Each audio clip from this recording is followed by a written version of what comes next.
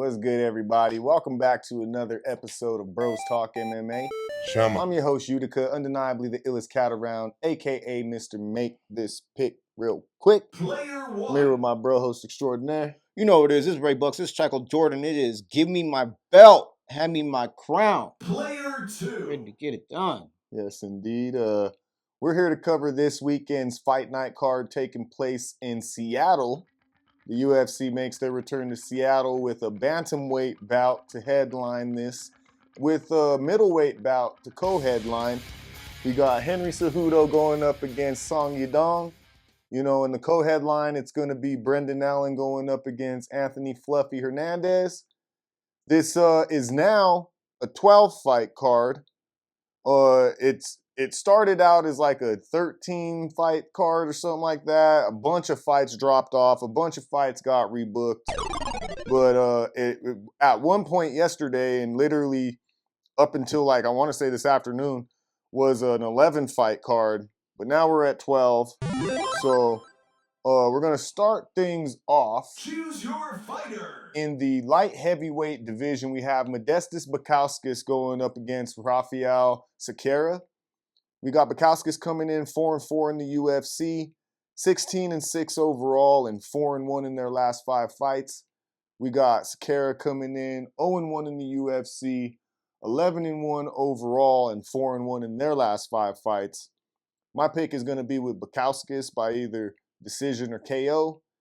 They're going to be the younger and longer fighter of the two. I believe that they're going to have the edge in the striking in this bout. They've fought in the UFC on 2 different stints, this being the second of those 2. And it's faced killers along the way. And finding their wins, you know, against more of the mid-level opponents, but they definitely have faced some of the top of the division in the light heavyweight. They just they need to avoid going to the ground, I would say. I'm not saying that necessarily Cerqueira is a, you know, sure threat down there, but being that that's kind of you know, just something that they can do, I would just, you know, and based off of their last performance, I would just, you know, err on the side of safety and keep it standing. They didn't look, now granted, this is their second time in, so maybe they shook the jitters off, and maybe they're going to be able to actually showcase who they are this time around. But based upon their last performance and just looking into like their record and who they've faced prior to coming into the UFC, I just feel like maybe it's like a false sense of confidence and skill that they think they have. I don't think they're quite at UFC level if you really look at what they've done on paper. But and then you combine that last performance and it's just kind of like But Cerqueira is going to be the older fighter by 3 years, smaller of the two. A striker that can grapple and probably should have an edge in that department. I'm just not sure what to think of him. Like I said, after that first appearance, could have been jitters or what I believe is a separation in competition compared to who they were winning against compared to who they're now set to face going up into the UFC rankings. You know, they've lost to guys that I believe, you know, Bukauskas could beat. And unless Bukauskas gets caught, I just see them, you know, either point fighting their way to victory or, you know, breaking down Cerqueira and eventually finding a finish. But, yeah, I just feel like Cerqueira would have to get this to the ground to really have a chance. But I'll be going with Bukauskas. Going with Bukauskas as well. Bukauskas is just facing another new booty, 0-1 UFC fighter. Hasn't proven anything to me. Bukauskas has hands. You're being a solid striker. So I've got to go with Bukauskas. Yeah. Like, there's a lot of new booties on this card. Cerqueira got knocked the fuck out last time that they were in the cage. It was crazy. And see, that being said, like I don't trust any of them. There's a lot of them in this is go around. Yeah. And I don't know if it's just because they needed to fill out a card and so they just called a bunch of fucking tomato cans up, or or what. But I mean, hopefully he shows something, but I don't see it happening. I got to go with Bukauskas for the win. Probably gonna knock that motherfucker out, to be honest with you. For sure. Moving on, we have a middleweight bout. We got Nurlston Ruziboev going up against Eric McConico. Or McConico, or I'm not sure. But we got Ruziboev coming in there 2-1 in the UFC, 34-9 with 2 draws and 2 no contests overall, and 4-1 in their last 5 fights. We got McConico or McConico coming in, making their UFC debut. 9-2 with 1 draw overall, and are currently riding a 5-fight win streak. My pick's gonna be with Ruziboev by either KO or sub. They're gonna be the younger and taller fighter, and even slightly longer in reach. Well-rounded. I would say that they should look to mix it up against McConico and just get the finish as soon as possible, most likely by, I guess, I don't know. I would say their striking, is good, and their subs are good, but I think maybe they even might be able to get this to the ground and get it done there.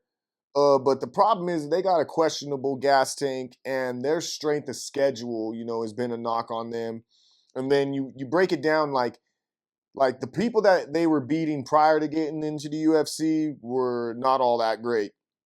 And then when they got into the UFC, I mean, you're at UFC level, so of course there's not like easy fights in the UFC. But even then, the cats that he actually beat, in his first 2 UFC bouts, and then he gets placed up against Joaquin Buckley and gets cleared by decision. So I guess it just remains to be seen if he's, going to be able to compete at a high level in the UFC.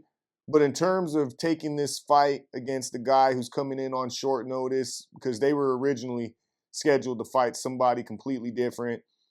You got McConico coming in older by 3 years, the smaller fighter. I mean, they seem to be well-rounded, but I just don't got a lot of info on them.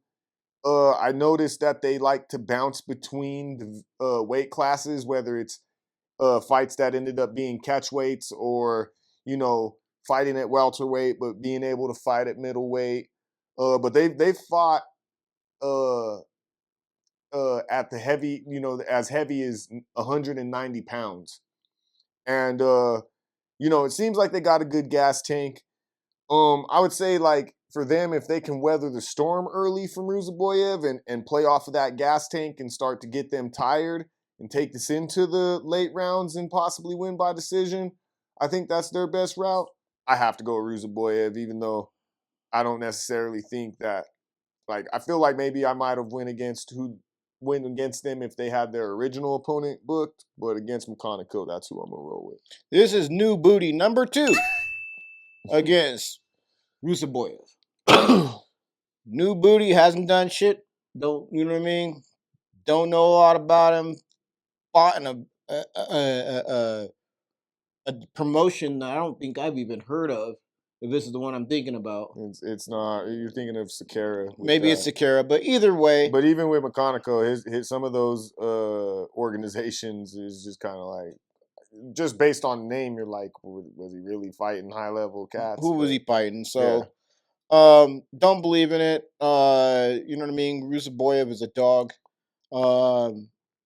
And Ruziboev, just saying, I'm gonna, you know what I mean? Gotta grab my notes. You know what I mean? I set them down for a second. Sorry, I had to sneeze. But anyway, Ruziboev is a finisher. This is a new booty. You know what I mean? We don't fucking respect new booties around here unless they've really done some shit and, like, you know what I mean, won championship or LFA, or you know what I mean, like high level LFA, not just like, oh, you had a fight in LFA, so now you're in the UFC. So I got to go with Ruziboev on this one. That's my pick. For sure. Moving on to the welterweight division, we have the newly added fight today, as of us recording this on a Tuesday, leading up to this fight. We got Austin Vanderford, who is the husband of Paige Van Zant, going up against, what's this dude? I think it's Nikolay Veretennikov. Yeah, or Nikolay, I'm gonna say Nikolay Veretennikov. So I'm gonna be honest, wasn't a lot of time to really figure out what's going on with this one. We got Vanderford coming in 12-2 overall, making their UFC debut. They are 3-2 in their last 5 fights. We got Veretennikov coming in. They are 12-5 overall. Not sure if they fought in the UFC. Yes, they fought in the UFC. They're 0-1 in the UFC, and 3-2 in their last 5 fights as well. My pick is gonna be with Veretennikov. They're gonna be the bigger fighter of the two. Older by a year, and they just look to be just more deadly, in my opinion. I think that they actually have been scheduled to fight, I want to say a couple times prior to actually finally landing this fight,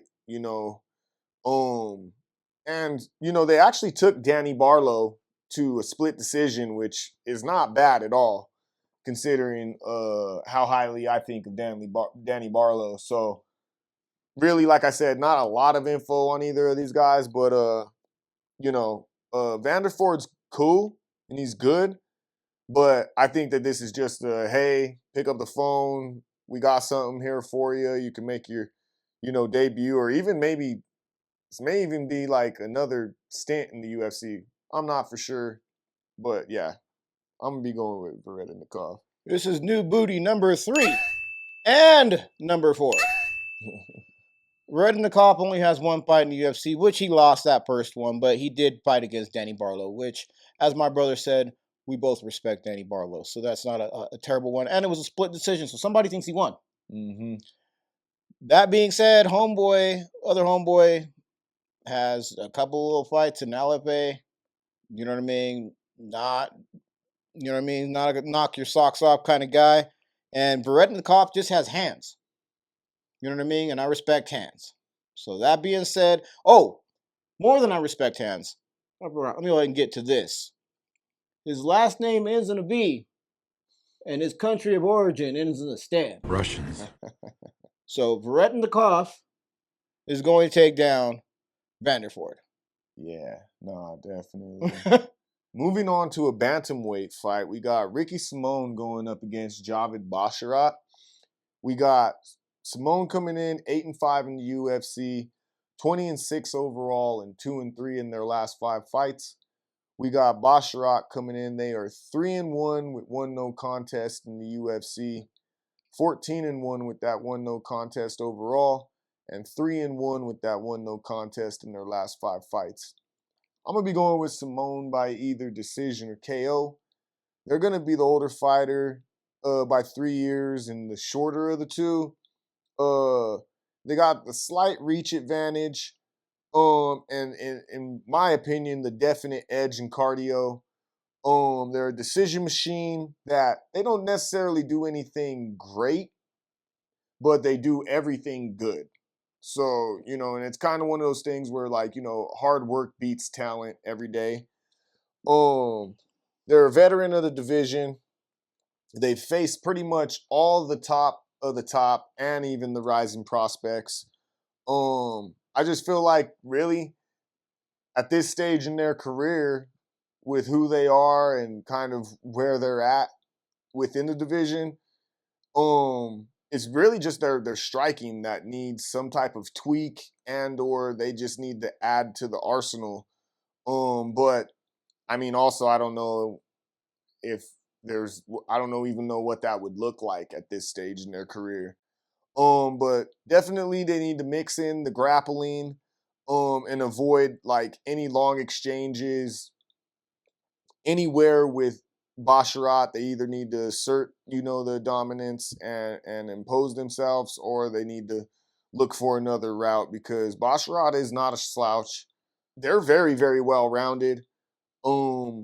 Probably not the more dangerous of the two Basharat brothers. I feel like they're probably going to face some adversity in their career, but definitely still good.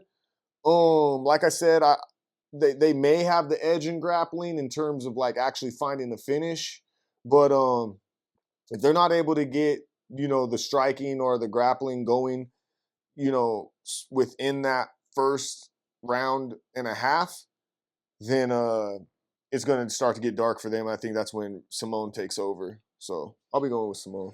Ricky Simón has looked more like Raven Simón in his last 3 fights. Oh my God. That being said, he's going against the other half of the Bash brothers. Basharat is a better fighter. He lost his last fight. This is just get back on the horse fight. So they put him up against an old veteran like Ricky Simón, who's already on a 3-fight slide. He's going to slap this man up a little bit, which is going to put him right back into the rise to greatness. And he'll continue to rise the ranks as he should. I just so this is the thing is like Ricky Simón has lost to killers and beats the mid-level dudes. Basharat, he's had some weird fights, and then also when he did finally get placement against somebody that was like a level up, they lost. And it's just like I feel like the person they lost to is somebody that Simón would either beat or give a run for their money. But Basharat only has one loss on his record, right? And it's a UFC loss. We're not talking about some weird, lower level promotion. So again, maybe he went out there, did a little too much or not enough or whatever you want to, however you want to call that fight. But that being said, boom, let's put him against fucking Raven Simón and then get him back, in the good graces of the UFC and the fan base. That's wild, bro. That's wild calling him Raven Simón, bro. That's crazy work. Moving on to a middleweight bout, we have Nick Klein going up against Mansour Abdul-Malik. We got Klein coming in, making their UFC debut, 6-1 overall and 4-1 in their last 5 fights. We got Abdul-Malik coming in. They are 1-0 in the UFC and a perfect 7-0 overall. Perfect. My pick's going to actually be with Klein in this one, though, by submission or decision. They're going to be older by 2 years and the smaller of the two fighters. They're well-rounded, but definitely lean towards, grappling. I feel like they're going to definitely need to use it and get it going early on to zap Abdul-Malik's energy and pop. I mean, now don't get me wrong, Abdul-Malik is kind of like, they're super well-rounded. It's not like they don't have grappling, but I also feel like they're not ending their bouts by grappling either. They're knocking fools out, so I don't feel like the grappling has had to be emphasized at all, really. So I feel like with Klein, they can, apply that grappling, use it to, take Abdul-Malik down a notch. They're going to be coming in on short notice, but they've shown to have really good cardio and just conditioning. I feel like they just stay, ready type shit. And they just need to avoid any long-standing exchanges or any standing exchanges at all with Abdul-Malik. And I think that they will actually be able to surprise a lot of people and take this one home. Abdul-Malik is going to be the younger and bigger of the two fighters, evolving in all facets, but definitely leans on their striking and has been, finishing everybody with it. Hasn't really faced a lot of high-level grapplers, in my opinion, even though they do have that wrestling background.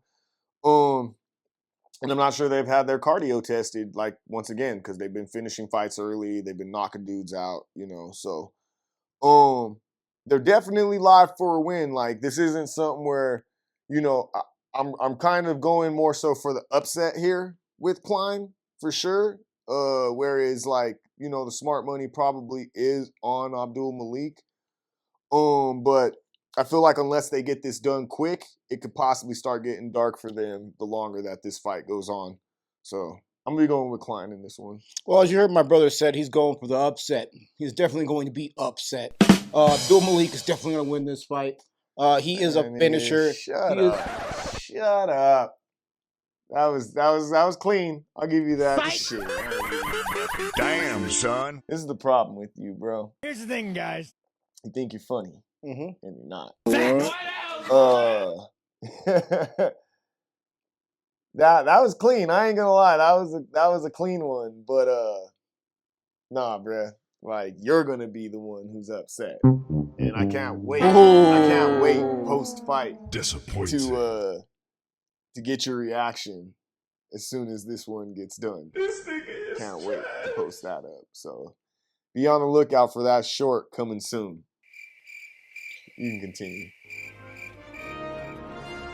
It doesn't matter if you can tell me I continue. I'm going with Mansur Abdul-Malik. He is a finisher. He does have hands 4 days, all days, every days, any day of the week, especially for Nick Klein. Nick Klein is, decent in his own right. He is 6-1. He does have a little bit of grappling. I don't think he has better grappling than Abdul-Malik. And he absolutely is completely outclassed and outspecialized in the hands. That being said, Abdul-Malik is going to smash Nicole Klein. Smash. Nick Klein.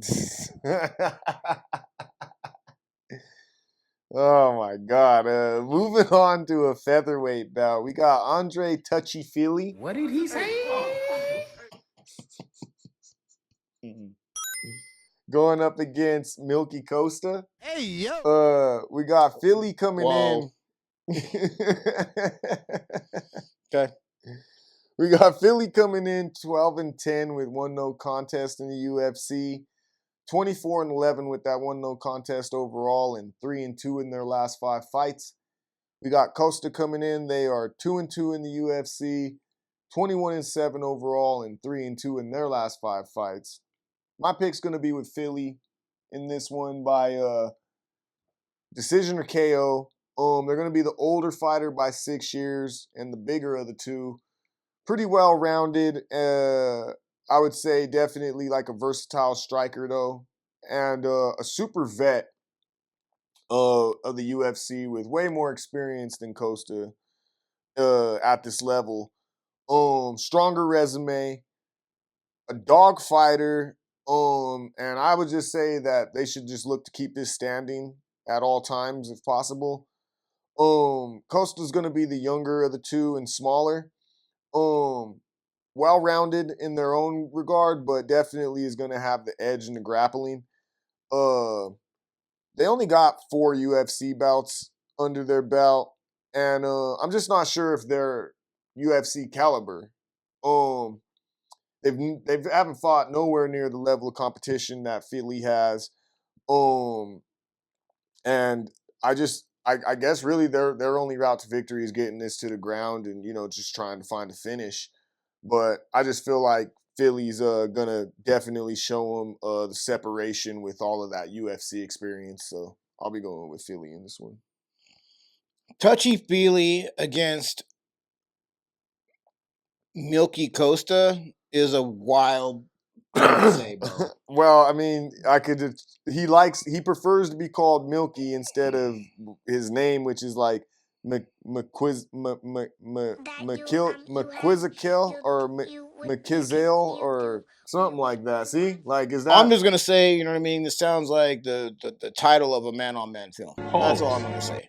A little wild. That just sounds like something I don't want to see. Like you're trying to force that. Something I don't want to see. You sure? But you called him Touchy-Feely. You sure? You called him Touchy-Feely. No, but you heard these? You said Touchy-Feely and Milky Costa. And the first thing that came to your brain was dudes. getting it They're in. both dudes. Getting it in on an intimate I level. That was on you, though. I said a 2-dude film. I didn't. You know what I mean? So what's a two-dude What film? was the first thing that came to your mind? What's a two-dude What's film? the first thing that came to your mind? Yeah. Why is my brother thinking of dudes in a film like that? That's wild as fuck. That's okay. my idea. Nigga, you gay. I think this is a great matchup. It's very even. I can't go. I'm going to go one way. I'm always going to give you a pick. But this is dead even. This is, you know what I mean. They're in a dead heat. For who wins. And I think each of them has an equal chance to win. That being said, I'm still going to make a pick, and my pick is going to be with Andre Philly, not Touchy Philly, but Andre Philly.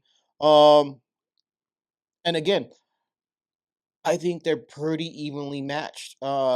Maybe you give Philly like an extra, you know what I mean, point in the striking. Maybe you give Costa an extra point in the in the grappling. But we're not talking about, you know what I mean, crazy differences in these two. I think they both got, I mean, decent gas tanks or at least similar gas tanks. But Philly's my pick. But that's going to be one of those very, very close belts. And I would not put a lot of money on that, just to make you guys aware. All right, moving on to the light heavyweight division, we have Ion Cutelaba going up against Ibo Aslan. We got Cutelaba coming in 7-9 with one draw in the UFC, 18-10 with that one draw and one no contest in overall, and 2-3 in their last 5 fights.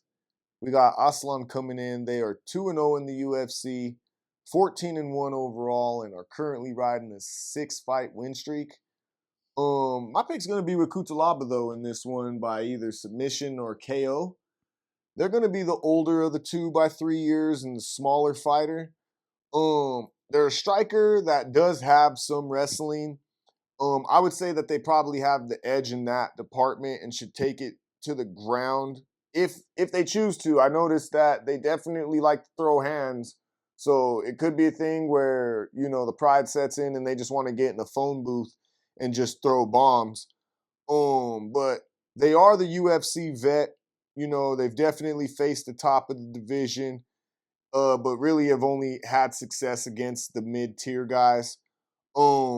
Aslan, I would say, in my opinion, is about that caliber of guy that Cutelaba can win. Don't get me wrong, he has a nice shiny record, but he hasn't really beaten anybody of notoriety in the UFC yet to tell me that like he could fuck with Cutelaba, who has seen some killers.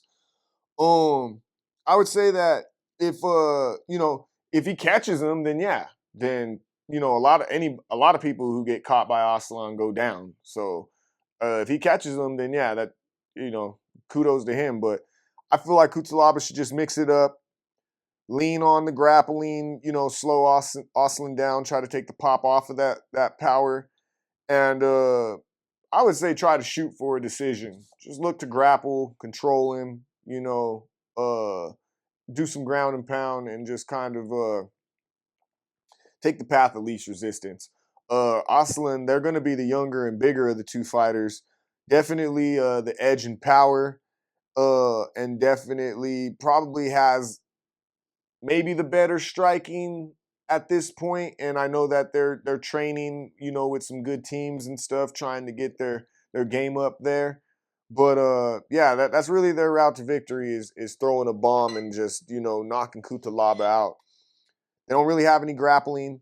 I'm sure that they're working on it and evolving, but I just don't think that it's also a concern of theirs. I think that they're leaning heavily on their grappling. They haven't faced any real competition, like I said once again. Even at a UFC level in terms of who Cutelaba has faced. So they're gonna need to keep this one standing, make it a dirty, phone booth type style fight. Probably gonna need a finish early. Not sure where their cardio's at with all these knockout finishes. And yeah, probably just avoid the grappling at all costs. But I feel like Cutelaba has the capabilities to get this one done, so that's who I'm gonna go with.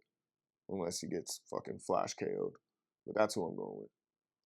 Ion should cut the lob he's about to throw. Because Islam's about to catch his ass. Who, me? And fuck him up. Islam is a KO artist. Islam or Aslan? Aslan. Ibo Aslan. Oh my god, that was terrible. But go ahead. That was good. Cut the lob. Is this nigga serious? Cut the lob. Cut the lob he's that about he's to about throw. to throw Islam. Bruh. Because Islam's gonna catch. You said catch him? I'm gonna catch it. He's gonna catch it. God, go ahead, bro. That shit is a 2-pack of ass. Ibo Islam is a KO artist. Ibo Islam has way better hands than this man. Ibo Islam is literally Aslan, nigga. Aslan. I don't give a fuck. Fuck his name. Whoa You know what there, I mean? He's bud. a winner. Okay. I believe in winners. I'm a fucking winner. He's a fucking winner. We're gonna win together. I'm gonna get fucking paid. You How wouldn't about win that? at a fucking name pronunciation. This isn't a fucking spelling bee contest, or a nigga. fucking pronunciation contest. It's not. Who- But so who don't gives say a that fuck? you're fucking the best because you're not. I'm the best at fucking picking these goddamn fights. Tell me I'm Bro. not. I mean, on paper it says you are, but you're not. I'll be the first to tell you that you're not. Oh, who's better? Fucking crickets. Is what now that I'm saying that Aslam, Ibo, that motherfucker is going to make shit happen. He will win. KO artist. This is going to be another fucking pretty painting of fucking Kutalaba laying fucking either face front or fucking pockets down on the goddamn canvas. I just can't see it. Can't see it. You know what I mean? There's a lot of like picks that I make that I win on that you can't see. I know, I get it. I'm like fucking John Cena, my nigga. Like, So when I thought you couldn't fucking get any more cornier, cornier, you fucking fucking bust out get a way John more. Cena reference. Anyway, Looking like a big fat moving on to the light heavyweight division, we got Alonzo Menifil going up against Julius Walker. We got Menifil coming in. They are 8-5 with one draw in the UFC, 15-5 with one draw overall, and 2-2 with that one draw in their last 5 fights. We got Walker coming in, making their UFC debut. Coming in 6-0 overall. Perfection. I'm going to be going with Menifil, though, in this one by either decision or KO. They're going to be the older fighter by 12 years. The smaller of the two, which is funny because he's fucking... This dude is fucking... Looks like a comic book character. Somewhat well-rounded, and at this point, definitely a vet of the UFC. They've definitely faced better competition than Walker. Comparable in physique, if not better, they're just a stockier size. Walker, what I noticed with them is they face a lot of soft bodies, you know, and just guys that look like the first level on the UFC, you know, career mode and shit like that. Bunch of Tank Abbott looking type dudes. They definitely can grapple, and it looks like what they like to do is get their opponents to the ground and then just start, you know, enacting some ground and pound and just getting them out of there like that. I think Menifield's going to have the edge in striking. They do, I wouldn't say that their chin's in question. They did get knocked out their last fight, but I wouldn't say that, you know, now they just got this bad chin. I feel like more so I'm concerned with their mentality coming in the fights. You know, sometimes they have the tendency to be that dude that just kind of doesn't look like he wants to be there sometimes, or just is fighting that with like super low energy. So, you know, I think that's like my only concern. You got Walker coming in. They're going to be the younger and significantly bigger of the two fighters. Like I said, likes to get the fights to the ground and find a TKO there. Looks great. You know, if you look at the highlight tape, he looks great, but he's going up against low-level guys. Definitely hasn't faced anyone near the level of competition that Menifil has. And I would say he just, if he's able to enact his game plan, which is just getting it to the ground ASAP and just, getting that ground and pound going, then cool. But on the feet, he's definitely going to have to avoid the power and any type of like long-standing exchanges with Menifeld, because Menifeld does throw bombs. I don't know if he can necessarily even get this fight to decision either. I think if this fight were to go to the decision, then I would actually be leaning it more towards Menifeld at that point. But yeah, so I'll be going with Menifeld in this one over the debutante. You mean new booty number 5? Yeah. New booty number 5 on the card. Again, not going with him. Never fought in the UFC. He's fighting Alonzo Menifeld. Alonzo Menifeld has been a veteran in the UFC, has been a staple, has a super high fight IQ, and he's fighting a new booty. This is an easy pick for me. Menifeld for the win. He's pretty good everywhere. Gas tank can sometimes be questionable, but his fight IQ is very high, so he is able to manage it, but sometimes, you know what I mean, when he's against somebody that's very high level, that third round looks a little rough for him. For sure. You know what I mean, to be honest with you. Yeah. But he doesn't really lack other than maybe that cardio against high-level fighters, and this dude is not a high-level fighter. And this might, and again, this fight doesn't make sense to me because this is the first fight of the main card. How the fuck did somebody who's never fought in the UFC make it to the first fight of the main card? I mean, I watched this highlight reel. I don't give a fuck. He looks good, and it's two big guys, throwing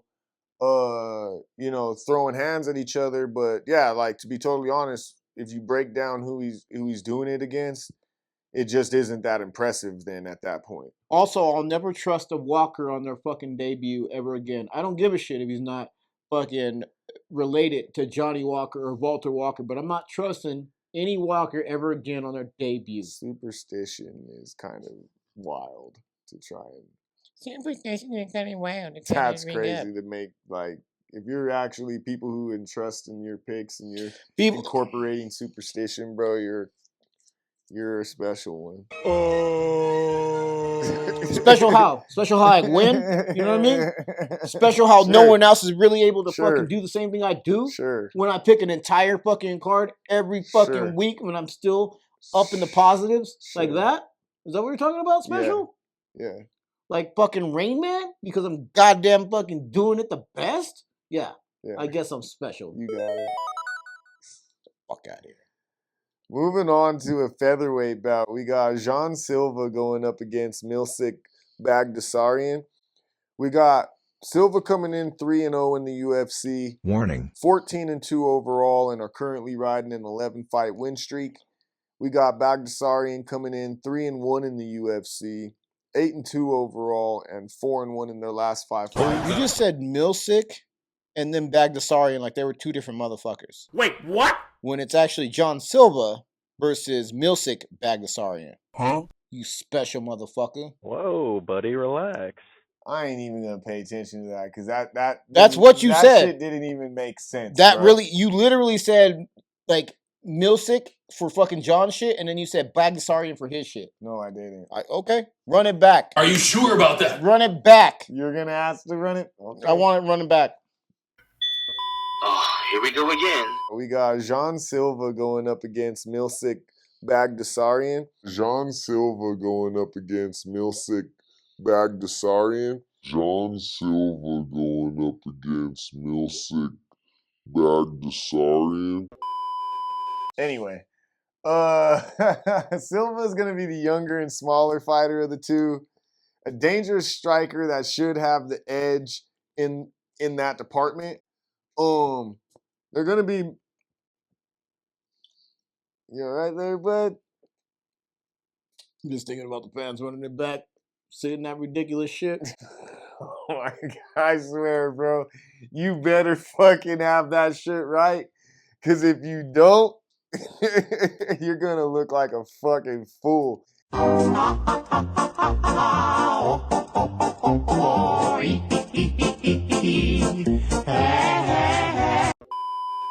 I'm just thinking about everybody realizing how much of a fucking clown you are after we play it back.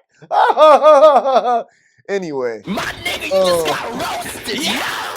That's going to be even better. They're going to be making us. God, I got to start. Okay. Silva, younger, smaller fighter, dangerous striker, and should have the edge in that department. Has came in and made a huge splash in just 3 fights, coming off an impressive win. Put the wrap it up box in here. A weight above against Drew Dober. And they're just the more active of the two. They fought most recently 7 months ago. When actually they came in to fight Drew Dober on short notice. So it's like, or maybe they fought their fight before that on short notice. No. They fought Drew Dober because they had to fight a weight class up. They came in on short notice and beat him, gave him a huge gash above his eye. But anyways, I would just say that they need to press Bagdasarian up against the cage, keep him on their back foot, and just basically just throw bombs, and just everything they throw has bad intentions on it. So it's going to be a long night for Bagdasarian, who they're going to be the older fighter by 5 years. They're going to be the bigger of the two and a dangerous striker in their own regard. And I'd have more to say about them, but to be totally honest, they're coming off a super long layoff, almost 2 years.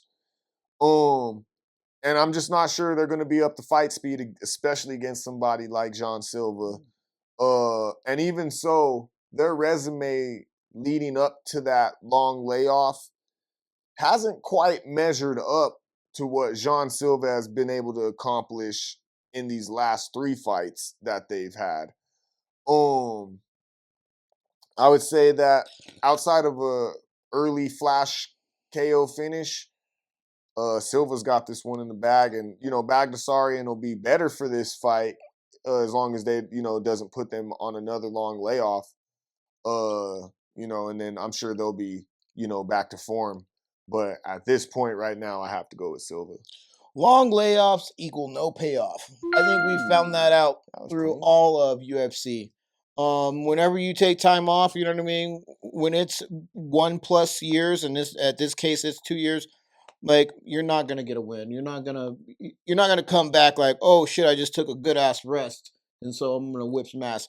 Momentum is everything in the UFC, and John Silva has that. John Silva is going to beat the shit out of Bagdasarian. He just has super hands and grappling. Bagdasarian, I will say, does have hands, but they're rusty hands. They're hands that haven't been going at 100, 110%. They're hands that have been sitting in the gym going at 70 to 60%, you know what I mean, while grappling and sparring. It's a different animal. I'm sorry. And you can't get the same feeling that you get when you're in the cage under the bright lights. So for that reason, I've got to go with John Silva. For sure. I feel that. Moving on to a catchweight bout, it appears, at 140 pounds. We got Rob Font, normally fights at bantamweight, going up against Jean Matsumoto, coming in on short notice. Which I'm assuming this is why we have a 140-pound fight here. We got Font coming in 11-7 in the UFC, 21-8 overall, and 2-3 in their last 5 fights. We got Matsumoto coming in there 2-0 in the UFC and a perfect 16-0 overall. Decimation. I'm going to be going with Font in this one by either decision or KO. They're going to be the older fighter by 12 years, bigger of the two, and a technical striker with a great jab. They've trained alongside Calvin Kattar, who actually just competed this past Saturday. Fortunately, they lost to Zalal, because that's who I picked. But unfortunately for them, they lost to Yusuf Zalal. But their stand-up game is solid. So you definitely can expect to see a solid stand-up game with a quality jab coming from Font. Seasoned veteran, definitely has faced the top of the division, but just not quite championship material. But definitely can beat not only the mid-tier guys, but also some of those dudes who are above board as well. Prospects. He's one of those guys who he's not necessarily a gatekeeper, but he definitely takes on all challenges. He's durable, doesn't really have any grappling, which is why I believe that kind of separates him from that championship caliber. So he's gonna need to keep this standing at all costs, and make sure that he's leading the dance, and catching Matsumoto with that jab. He needs to avoid getting in the phone booth with Matsumoto, because Matsumoto does have hands and some power behind him. He needs to just pick him apart, pour on the volume as the fight goes on, and then eventually either find the finish or take this one to the cards. Matsumoto is going to be the younger and smaller of the two fighters. Somewhat well-rounded, but definitely is going to have the edge in the grappling department. And, for him, should definitely use that immediately. You're going to find yourself striking with Font, but definitely just use it to find those entries, change levels, and then get him to the ground. He has power, like I said, in those hands, but just I don't think that the technique is as polished as Font. I think that he needs to get that grappling going soon, because he is a dog fighter, but his cardio is somewhat of a question to me. He has shown a dog mentality and been able to win close decisions. But I just feel like coming in on this short of notice against a conditioned Font, outside of catching them with something flash or getting him to the ground early and getting him out of there quick, he's just doing the company a favor. And I'm gonna be going with Font in this one. He's taking a chance. Matsumoto's taking a chance, which is awesome. He could potentially come out of this 17-0, but I feel like he might take his first L, learn a valuable lesson, and also do the company a favor at the same time, which will pay dividends for him down the road. But I'm going with Font in this one. Robert, comic book sans Font. Do you honestly think you're fucking funny? Robert Wingdings Font. Pathetic. It's interesting, right? You know what I mean? I really do his name does make a lot of sense. Because sometimes, you know what I mean, you grab the comic book sans Font, and it's funny to write your friend a little letter about it. You know what I mean? But it's only funny for so long. You know what I mean? And I feel like he's only going to last so long in this fight. Oh my God. But that being said, we're talking about Jean Matsumoto, a 16-0 fighter. You know what I mean? We love winners around here. Coming off the fucking couch, bro. What's that? He's coming off the couch. I don't give a fuck if he's coming off the couch. His couch is in his gym. So, that being said, Matsumoto's going to beat Rob Font.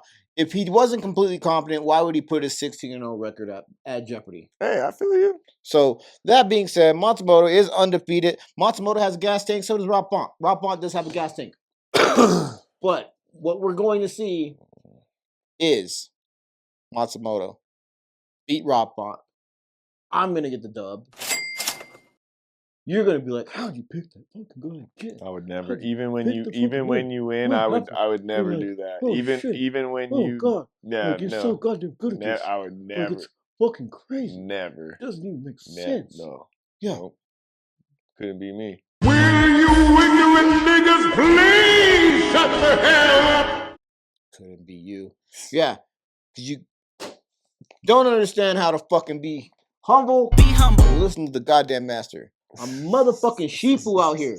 Bruh. You're a fucking Kung Fu Panda. You had to battle back from getting your ass whooped last week and tie with me just so that I didn't get more fights up on you than I already am. I'm up on you 17 fights, bro. Or I'm not up on you 17 fights, but I've cut into your lead now to where you're only up 17 fights. You won 2 fights. You cut into my lead by how many? By 2. Ooh. Mm-hmm. Ooh. That's okay. It's early in the year. Damn. It's okay. It's a whole lot of time left. I'm going to cut into the lead more, but you literally like made it by the skin of your teeth on this last one and broke By even, picking Jared Kennedy? and broke even with me. You broke even with me on picks, so that way you could not make it more than that 17 that I'm getting back on you. It's all good though. It's okay. Cope. But this week, prepare to have to fucking look at like 15, 16, something like that. Cope. And little by little, chipping away, little by little. I don't need to take large lump sums out of your fucking little lead right now. Don't worry. Little by little. And before you know it, it's going to be me who's going to be the motherfucking all-time picks leader on this show, which really, we all know that should have been the case fucking long time ago. Cope. Anyway, you got anything else to say? All right, moving on to a middleweight bout, the co-main event of the evening. Moving on to the co-main event of the evening. Shut your mouth! We got a middleweight bout between Brendan Allen going up against Anthony Hernandez. We got Brendan Allen coming in. They're 12-3 in the UFC, 24-6 overall, and 4-1 in their last 5 fights. We got Hernandez coming in. They're 7-2 in the UFC, 13-2 with 1 no contest overall, and they're currently riding a 6-fight win streak. My pick's going to be with Hernandez in this one by either decision or submission. They're going to be the older of the two and shorter of the two fighters. And they're a grappler with hands that necessarily aren't like powerful, but they touch you up and they start to add over time. They're a durable dog fighter that, basically just likes to drown opponents, take them to deep water and either find a finish or, take it to the cards and win by, dominating fashion. They're going to pepper you with shots. And when they're not doing that, they're going to spam takedowns. And even if they aren't able to, finish those takedowns, then they're either going for another one and just, spamming them similar to like a Merab Davishvili type style, or then they're back to peppering you with shots again. They look to try and overwhelm you. The resume as of late has been impressive, and they already got a win over Brendan Allen. But they still need to prove themselves, being that Brendan Allen has been able to rise to the ranks the way they have. I just, this will be a fight to really prove whether or not they're ready for that top 8 in the rankings, which they're just barely below. And yeah, they could have the edge in the striking and on the ground, but I know that Brendan Allen has evolved over time, so we're really just gonna have to see since the last time they fought, where both fighters are at. But for me, based off of what I've seen here lately, I have to go with Hernandez. Allen is the homie, we're not like homies, but I've met him before. He's a super cool dude. But I have to be, real and smart with the money. So I gotta go with Hernandez in this one. But salute to my guy, All In Allen. Well, I guess you just pushed it all in on fucking Hernandez and he's gonna fucking lose. Whoa. So, I'm not even sure what the fuck you're talking about. Big and don't pause. fucking salute fucking Brendan Allen when you don't even fucking, aren't gonna bet on him. Like, oh, he's gonna fucking lose. Big pause. Fucking Big pause. Brendan Allen has already fucking turned the corner. He has become a better fighter. He has evolved. Anthony Hernandez, in my opinion, has not. It just kind of is what it is. Brendan Allen has motherfucking paws. Not like paws, like motherfucking bear paws. He's going to put it the fuck on Anthony Hernandez and knock his motherfucking ass out. That just is what it is. Brendan Allen for the win. Knock his motherfucking ass out. Call it a day.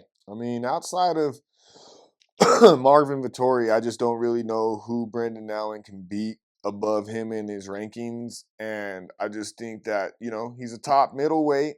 He's going to be, I kind of forgot to express this. He's the younger and taller of the two and well-rounded in his own right. Leans towards the grappling, which has got him to where he's at. Top middleweight, but just don't know if they're really able to compete above that ranking outside of, maybe a bout with Marvin Vettori. They need to level up their striking. The grappling's fine, but I just don't know if they're striking. I think they're the better striker and definitely the better of the two in terms of like striking, but I think that Anthony Hernandez is just iller with overwhelming you. Like I said, he's gonna touch you up, but then he's gonna be giving you more to think about and more to deal with. Whereas I can agree with you there. I think Anthony Brendan Hernandez Allen, is going to put more volume on Brendan Allen, but Brendan Allen is going to put more power on Anthony Hernandez. So I can agree with you. I can agree with that All right. for sure. All right, be folks. A bitch and pull my fucking arm back and fucking chump. Moving on to the main event of the evening. We got a bantamweight bout. We got the former two-division champion and Olympic gold medalist Henry Cejudo going up against Song Yadong. Real funny. We should be a song about my dong. Oh, that's too much. Now you stepped over the line. Now we won't be talking that kind of shit. We got Cejudo coming in 10-4 in the UFC, 16-4 overall, and 3-2 in their last 5 fights. We got Song coming in 10-3 with 1 draw in the UFC, 21-8 with that 1 draw, and a no contest overall, and 3-2 in their last 5 fights. I went back and forth on this one, but then ultimately came to the decision to pick Cejudo in this one by decision or sub. They're going to be the older fighter by 11 years, shorter of the two. Once again, like I said, an Olympic gold medalist wrestler, but that does have hands and is very evolved in striking. He was never dethroned as his time as champion in either weight class. He's a UFC veteran with plenty of 5-round experience. Should have some good cardio, and if he's not basically I guess hiding any injuries, should be coming in 100%. But is coming off 2 back-to-back losses to not to the current champ and the former champ.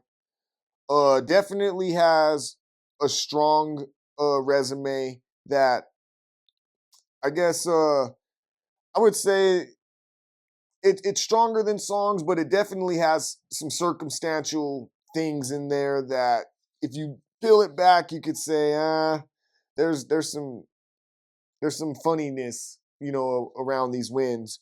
If they're able to get their wrestling going, then they'll have more routes to victory because they are good at striking. But I just feel like their path of least resistance would be trying to get Song to the ground. They need to avoid long exchanges on the feet and the power of Song. And the only thing that really concerns me is any possible lingering injuries, like I said, and just them stating here in recent interviews that this is definitely like their last run for a title. So it's not to say that they're looking towards retirement, but they are saying that, like competing at a high level is this if they're not able to do it here, then maybe it's time to start thinking about what their exit plan from the UFC is going to look like. You got Song coming in, the younger and taller of the two, a power striker with wrestling that's evolving. He's a UFC vet in his own right, but I just don't think he's been at the competition level that he is. He hasn't been at that level until now. Has a good resume with the mid-tier guys, but just hasn't quite got over that hump to put him into that top 5 and, eventually title contention. Still has time, he's a young dude, but he with the way that with his tenure in the UFC and being so young and taking all those bumps and bruises, like he'll be around, but he does need to make use of this time if he ever plans to vie for a title. Or else he'll eventually start becoming that like gatekeeper that helps, boost prospects or, Keep him the fuck out. Yeah. He needs to keep this on the feet and stay measured, pour on volume, and just kind of walk Cejudo down. He doesn't need to just start throwing bombs at him. He really does need to take advantage of the edge that he's going to have in that striking and just avoid the grappling. It's not to say that he can't grapple with Cejudo. It's just like, why? Why do it? He's an Olympic gold medalist wrestler, and it's not like he's a submission specialist or anything like that, but he definitely knows how to either keep it on the feet, or not keep it on the feet, but like he has good takedown defense, but he also has wrestling that can help, help him find openings for finishes and shit like that, and wear on your energy just overall. So yeah, I'll be going with Henry Cejudo in this one. Triple C, the king of cringe. That's my pick. Like a boss.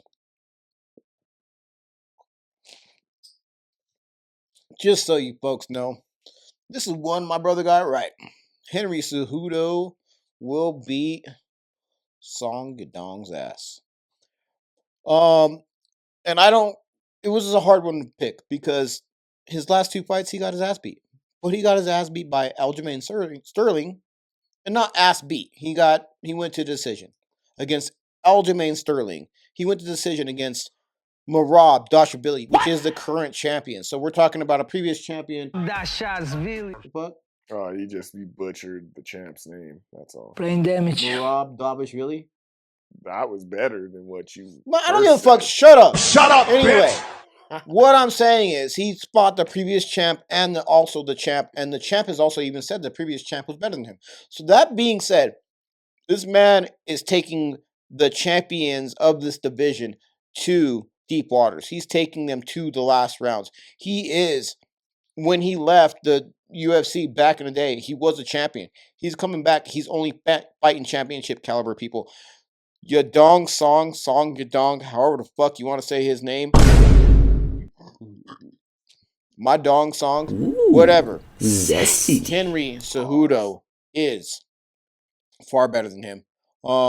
This is just, you know what I mean? In my opinion, a fight for Cejudo to lose if he wants to. I do not like that he has said that this is his last run for the title. Like I don't like that because that puts that connotation of like any kind of like Today, Junior. You know what I mean? A rough patch that he doubt. Any doubts or any, you know what I mean? Like maybe he has a rough round or something, like then he's going to be fighting not to lose, and then all of a sudden he just lays the fucking gloves down. I don't like that. That scares me a little bit, but I do believe Henry Cejudo is a better fighter than Yadong Song Yadong, my Dong Song. So that being said, Henry Cejudo for the win. He's a monster. As long as he stays a monster, I'm going to go throw a piss. We made it through the card, bro. We didn't make it through the show, but we did make it through the card. Sometimes you gotta pee, my boy. What do you want me to do? Hey. You know what I mean? Want me to fucking hold it? Want me to get a bladder infection from that shit? I don't know. What else can you get from that shit? Can you get cancer from that shit? From like holding your... What was that shit on Liar Liar where they're like, you hold it too long and fucking like fuck your whole self up. Fucking kidneys up. I'm not trying to fuck my kidneys up. You're holding it, talking too goddamn much, nigga. Take a fucking pee-pee, nigga. Shut up. Can't you get cancer if you hold it too long or something? And he goes out here, smokes a fucking nicotine cigarette. I'll take cancer in my lungs before I'll take cancer in my balls, motherfucker. Fuck you. or dick cancer. I don't know. Do you need dick cancer? Is that a thing? Yeah. Dick cancer a thing? I don't know about straight up like cancer of the dick, but fucking. I mean, I think prostate cancer is pretty much that. I don't know. If I get dick cancer, I'm gonna unalive myself. Come on, man. I'm ready to get my parlays going. What are we doing? Shut up. You can't hold me up like that and then fucking tell me. Oh, you gotta sit down and pee now? Tell me Is that what it is? Getting ready to sit down and pee? I don't fucking got little fucking. Oh, cause you had one little grandpa bladder. Cause you had one little screwball, one little tiny ass screwball with ginger, huh? Grandpa. Fucking. Okay, that's cool. I guess. Whatever. That's one way to be. Whatever, nigga. You need some Depends so that we can get through an episode. You need some of them adult huggies. Oh, okay. Yeah. Crickets. Anyways, welcome back, folks. That concludes our predictions and picks portion of the show. You got any parlays? I think you hit one last week. Mm-hmm. You know, so the parlay bum is trying to find their way, and starting to stabilize their life. Fucking, get back on the winning track. Who you got this week?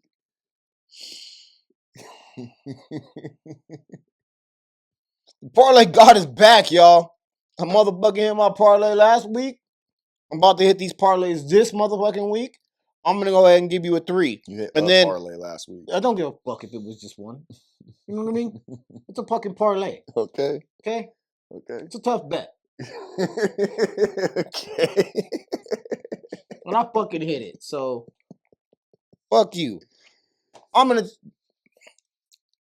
give you a 6-pick parlay, but I'm gonna start it off with a 3. So this is the thing. As I give it to you, the 3 is the safest. Then it's gonna get tougher and tougher and tougher as we go through. You know what I mean? You've got to assess your risk level with me on these parlays. Okay? But I'm gonna hit the 3. I'm pretty sure of that shit. That being said, my first pick of this parlay is Abdul-Malik. Okay. Cause he's a motherfucking finisher. So you're gonna lose right out the gate. My second pick of my parlay is Basharat because his opponent is 0-3. You should make that your first. In his last 3. You should make that the first leg of your parlay. Third pick of my parlay. Or no, actually not. Can you not interrupt my parlay? I'm a parlay god. What the fuck are we doing? How many parlays you hit last week? I want to hear that.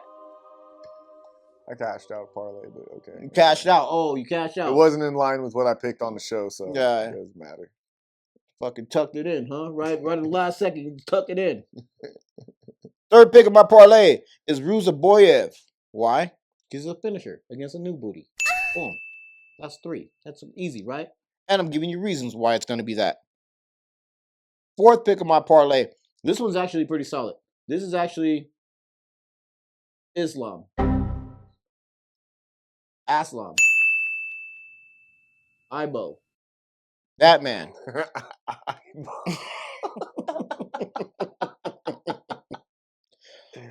He's a KO artist, right? Fourth pick as a parlay. What are we talking about? Sixth is going to be 6th or 5th. Sorry, 5th. Oh, my fault. 5th pick as a parlay. We're gonna go with Alonzo Minifield. High fight IQ versus what? A new booty. One of the other new booties. That being said, last pick, my parlay, 6-pick parlay. Like I said, the last 3 are spicy. It's looking spicy. Silva. John Silva. Why? Because John Silva has super hands plus grappling against somebody that just has hands. There's hands. You know what I mean? Spirit fingers, jazz hands, whatever the fuck you want to say. He's going up against a returning booty. But like not a crazy returning booty, like just like a little bit of it. You know what I mean? You know what I mean? One of the motherfuckers who got like a short sentence, you know what I mean? On some like, oh shit, I've been only in here for a year. You know what I mean? Like, you ain't shit. Like, fuck you. You know what I mean? John Silva. For my 6-pick parlay, fucking 3 solid, or even probably 4 solid. Let's go 4 solid, 5-6, a little spicy, but still believe in that shit. Parlay God. Go ahead. All right, folks. Well, I got a base 3-pick parlay. I'm going to start things off with Bukauskas, move that to Philly, and then end it with Jean Silva. If you want to spice things up, then you can add a spicy Ruziboev on top of that. And then if you really want to get spicy, extra spicy Hernandez and an extra spicy Cejudo on top of that. 6-pick, see how it go. I got a little more confidence in Silva. His 5 and his 6 are trash. I got a little more confidence in Silva to make them a part of the base parlay as opposed to a spicy pick. But other than that, yeah, no, it's gonna be a good night of fights.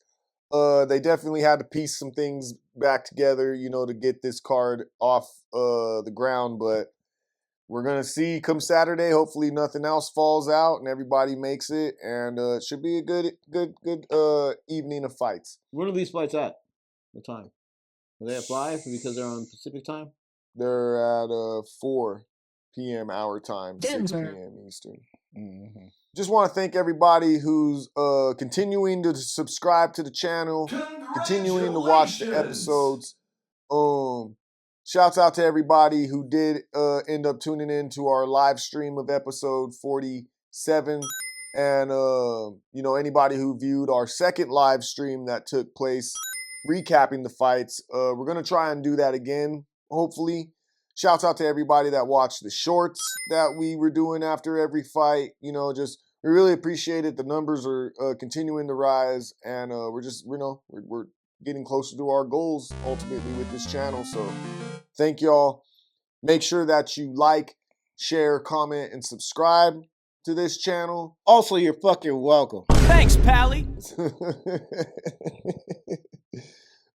Make sure that you follow us on Instagram at Bros Talk MMA. Also, you can follow us at Bros Talk MMA on TikTok. Make sure that you follow me at UTICA_SME. This guy doesn't like to be followed, so just leave him alone. And yeah, outside of that, make sure that you go check out the UFC Predictions Tracker. This past week, we were kind of just middle of the pack because fucking Rodolfo Vieira couldn't, quite pull it out there at the end against Petrosky. Fuck! Trash. But yeah, just you make sure you check them out to see where we fall in the picks and predictions. Also, there's some fights that were bullshit. I'm sorry. Yeah. That I fucking won. I won them motherfucking fights. The Angela Hill fight was solid. You're full of shit. You're so full of shit on that. Real quickly, I'll have a graphic right here breaking down our picks from the last card, our picks on the year, and our all-time picks since starting this channel back at the beginning of 2024. In addition to that, I'll tell you right now, I'm bucking 17 up. In addition to that, last week, we were bucking even. He thought he was going to kill me. I was coasting. He was coasting. On your way. He was like, oh shit. On the way. I'm about to fucking win this whole fucking corner all crazy. Oh, and like, I didn't I'm say about all that. I'm about to beat you. That was you, bro. I'm about to beat you. No, it wasn't that me. Was you because saying, you like, bro, you and I was like, once I start getting on hot streaks like this, things start to fall apart, and it got bad. It got great. It got a little, it wasn't as great as it could have been, but it wasn't bad. 9-4 is never bad. Just so y'all know. 9-3. 3? No, 4. This was a 13-fight card. No, it wasn't. Are you sure? 12-fight card. Look it up. I don't believe you. I don't need to. Fuck it, then. Whatever you say. I was 9-3 and you were 9-3.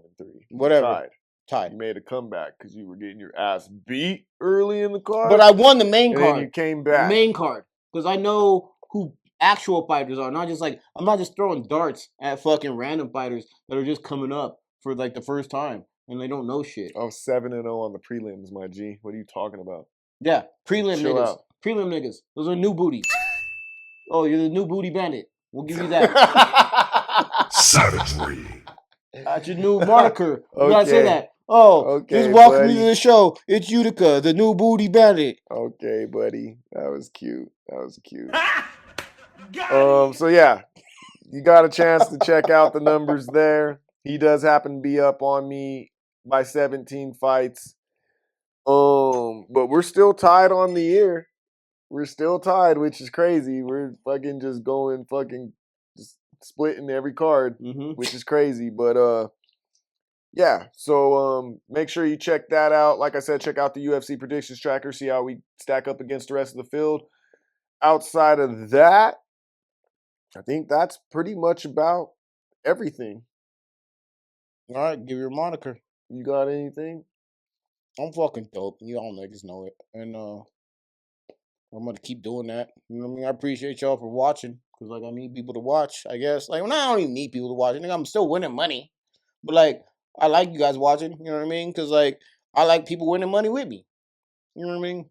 So I guess that being said, fucking, you wanna go monikers first? You want me to go monikers first? Really, nigga? This has been another episode of Bros Talk MMA. I'm your host, Utica, undeniably the illest cat around, aka Mr. Make This Pick Real Quick. I'm here with my bro host extraordinaire. I'm the brother of the motherfucking new booty bandit. Hey, no Diddy, man. No Diddy. I'm Ray Mysterio. I'm RayBucks. I'm Mr. Give Me My Belt, Hand Me My Crown. I'm the Parlay God. I'm the greatest to ever do it, the greatest to ever will. And it is what it is. I salute y'all for still being there. Well, folks, until the next time, we wish y'all nothing but luck. Happy betting. And until the next time, we out. Brother, the new booty bandit.